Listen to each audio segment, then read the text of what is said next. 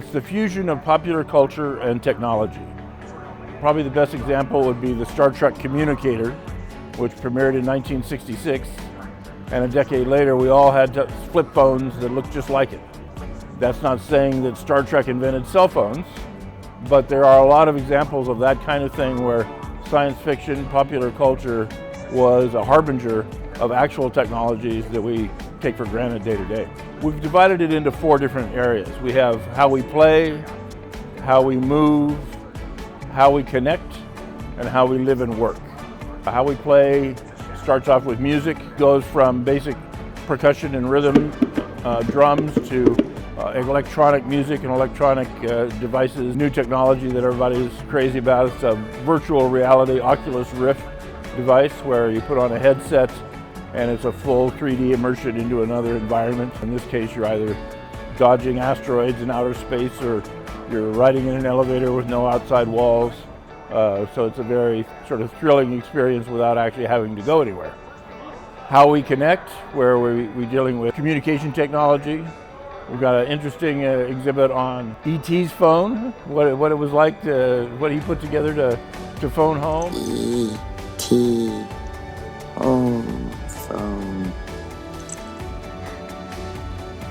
We've got a room from 1983, which is the year that the cell phone was invented.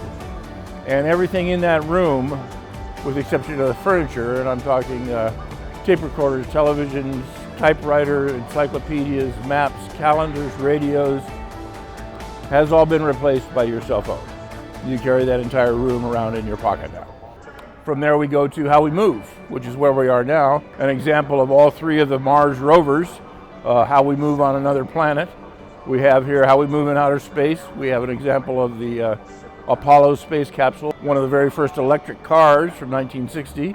We have the Batmobile from Batman Forever. From Disneyland, we have 2 of the remaining 11 People Mover cars.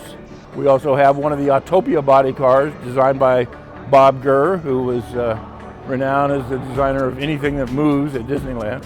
We also have the Tron motorcycle, the Light Cycle, which was originally designed in 1984 for the first Tron movie, and the computer graphics were not able to fully render the concept of a rider fused with the motorcycle.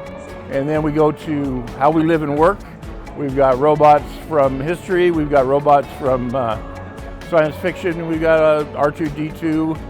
We have a couple of the examples of the DARPA Robotics Challenge, which was an event held here at Fairplex last June, where teams from all over the country and all over the world brought their robots to compete in a series of tasks that were similar to what you would encounter if you were in a disaster area. We have Baxter, who's an industrial robot that is being purchased for automation jobs all over the country right now. And of course the T2 Terminator, and great exhibit on robot arms. We have 3 different robot arms that the kids can manipulate. So it's interactive wherever possible, a lot of devices, a lot of activities, and hopefully they'll learn a few things along the way. Yeah, just inspiration, I think. It's looking back at some of the things that were predicted by some visionary people.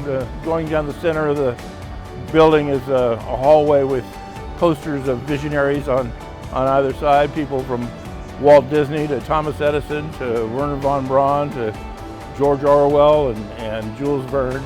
All limitations are self-imposed.